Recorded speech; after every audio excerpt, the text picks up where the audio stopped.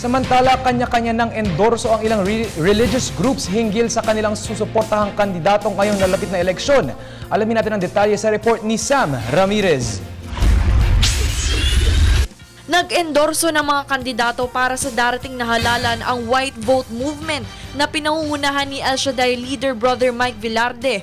3 senatoriables ang pumasok mula sa oposisyon o United Nationalist Alliance at gayon din naman sa partido ng administrasyon o ang Team Pinoy. Ginanap ang pag-anunsyo bago ang isang prayer rally saan mahigit sa 500,000 katao ang nagpunta.